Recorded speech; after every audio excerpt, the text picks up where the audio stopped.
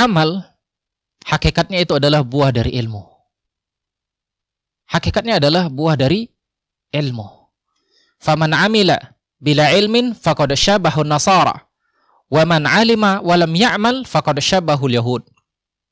Seorang muslim ketika dia belajar menuntut ilmu syar'i, mempelajari tauhid kepada Allah Subhanahu wa taala, mempelajari hadis-hadis Nabi sallallahu alaihi wasallam, mempelajari syariat Islam, mempelajari hukum-hukum yang ada di dalam Islam, maka hendaknya mereka mengamalkan apa yang mereka pelajari.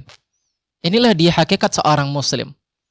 Kalau tidak dia amalkan, meskipun dia belajar, meskipun dia tahu tentang tauhid, dia faham tentang tauhid, tapi tidak dia amalkan tauhid tersebut, malah dia berbuat syirik. Dia tahu kalau menduakan Allah Subhanahu wa taala, mempersekutukan Allah Subhanahu wa taala dalam ibadah adalah syirik, dan dia tahu itu ilmunya. Namun malah dia kerjakan perbuatan syirik, maka ilmu seorang tersebut tidak ada manfaat bagi diri dia. Dan dia sama seperti orang-orang Yahudi. Sebagaimana dikatakan oleh Syekh Muhammad bin Shalih Al-Utsaimin, "Man 'amila bila ilmin faqad syabahu an-nasara, wa man 'alima wa lam ya'mal faqad syabahu al-yahud." Siapa yang beramal tanpa ilmu, maka dia sama seperti orang-orang Nasrani. Dan jika dia berilmu tapi tanpa amal, maka dia sama seperti orang-orang Yahudi. Maka ikhwani fiddin wa akhwati fillah rahimani wa rahimakumullah, inilah konsekuensi kita belajar. Inilah konsekuensi kita menuntut ilmu syar'i. Ilmu itu bukan hanya sekedar apa yang ada di kepala, tidak. Apa yang sudah kita pelajarin, maka amalkan. Jangan kita sampai seperti orang-orang Nasrani atau orang Yahudi. Orang Nasrani yang tidak memiliki ilmu, namun mereka beramal tanpa ilmu. Dan ini yang banyak dilakukan oleh kaum muslimin di zaman sekarang. Mereka ikut-ikutan dalam beramal. Mereka tidak tahu apakah ini ada sunnahnya atau tidak. Apakah pekerjaan ini dilarang oleh Nabi Sallallahu Alaihi Wasallam atau tidak? Mereka tidak tahu. Yang mereka tahu adalah nenek moyang kami melakukan ini, maka kami pun ikut melakukannya. Orang-orang tua kami mengerjakan ini, maka kami pun ikut mengerjakannya.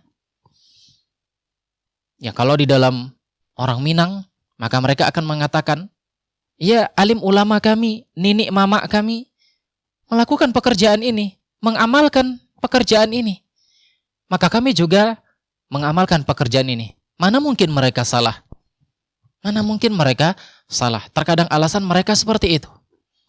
Ini dia ikhwani fiddin wa akhwati fillah rahimani wa rahimakumullah. Maka apa bedanya dengan orang-orang Nasrani tatkala mereka beramal tapi amalan mereka tanpa ilmu syar'i, tanpa ilmu syar'i. Mereka memuji-muji Allah Subhanahu wa taala. Mereka memuji-muji Allah dengan nyanyian-nyanyian, dengan diiringi dengan musik-musik. Tidak ada syariatnya di dalam agama ini memuji Allah Subhanahu wa taala dengan nyanyian-nyanyian, dengan musik-musik. Namun mereka beramal tanpa ilmu.